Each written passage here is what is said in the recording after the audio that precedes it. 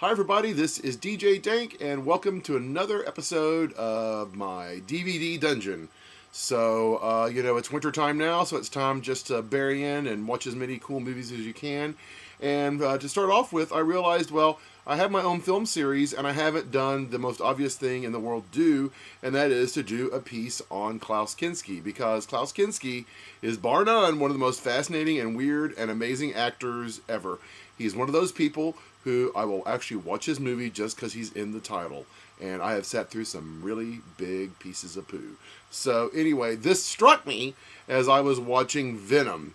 So Venom is a funny, strange combination of your kidnapping for ransom mixed with Beast on the Loose.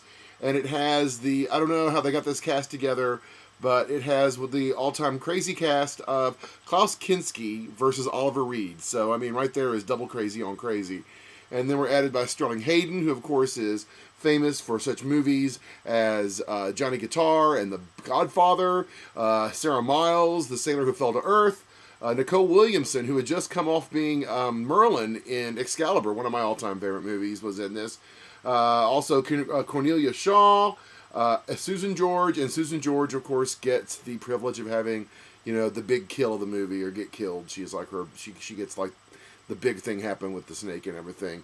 Anyway, it is a fun piece of crap, and if there is anybody in the world who can make looking or who can act like they're scared and dying with a plastic snake around their hand, it has to be Klaus Kinski, because it goes on forever and it's funny as hell.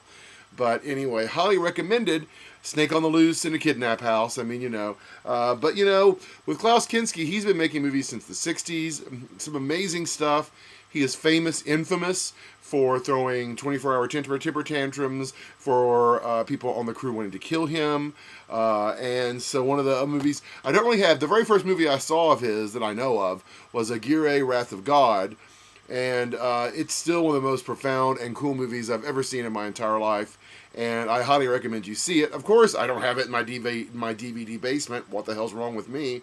But I guess I haven't found it in a bargain bin yet. But I do have, of course, my copy of Fitzcarraldo. This is the one about the guy in South America that wants to bring opera to I believe the Amazon or whatever. And it's Werner Herzog and Claudia Cardinale, who, of course, is in Once Upon a Time in the West. And it's just an amazing film. Klaus Kinski and Werner Herzog brought the best out within each other. So I know that also beyond Fitzcarraldo and Aguirre, they did the remake of Nosferatu together in the late 70s. And then, of course, the key movies to see, besides the ones I'm showing you today, are Burden of Dreams, which is done by Les Blank, and that is showing Werner Herzog making Fitzcarraldo. It was a crazy and punishing shoot, and at one point the director of the documentary actually gets Herzog to admit that maybe he's crazy. So it's an amazing film, an amazing documentary. So Burden of Dreams, and of course, if you like the Werner Herzog, Klaus Kinski relationship, you have to see My Best Fiend, which is a documentary about that, and you will learn so much more about the movies, and you'll enjoy them even more when you know that people who are standing in the scenes are visibly waiting to jump and kill Klaus Kinski. You don't get that from Cary Grant, do you? Huh? So anyway, just to throw out a couple of more Klaus Kinski-esque movies that I enjoy. He made hundreds and hundreds of movies. Evidently, he would pretty much make anything. And when he got there on the set, you better bring him his envelope of money immediately, or he would be gone. But the thing is even though he might have been insane, he did father Natasha Kinski, so that's awesome.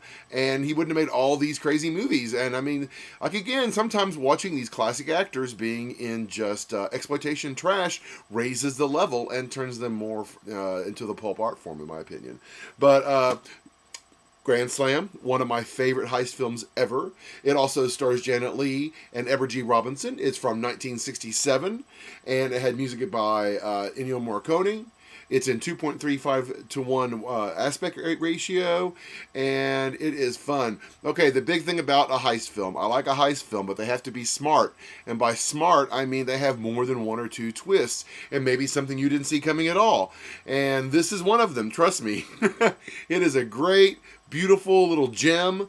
tightly, well made, and I mean, I just can't recommend this one enough. It's such a delight. It's on Blue Underground, and the director's name is Giuliano Montaldo, and props to him because this is one great heist film. So many of these heist films start off good, but then they just don't have enough twists at the end. I mean, it's got to be a puzzle movie, like a murder mystery. And then to wrap it up on our lovely Klaus Kinski, The Great Silence, spaghetti western at its most, like bleak and brilliant and meaningful. Sergio Corbucci, who did the who did the did the Django movies, did this one in 1968. Again, Ennio Morricone doing the musical score because nobody does him like him. And this is a beautiful, beautiful spaghetti western, unlike, you know, some of the ones that came out later on that were just more about the violence and weirdness. This one really is a great movie. So The Great Silence. Silence is the name of the guy that doesn't talk. Shocker. Anyway, so there we go. Klaus Kinski. I'm sure, I mean, I've learned this in my life. Sometimes genius isn't necessarily fun to sit in a movie, to sit across the dinner table with and having to deal with them or work on a movie with them. Sometimes they're big disappointments.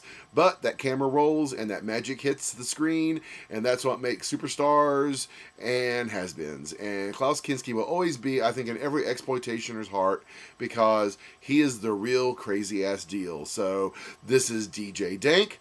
Find me on Facebook. Find me on underthegoldengate.com for my series Film Feud.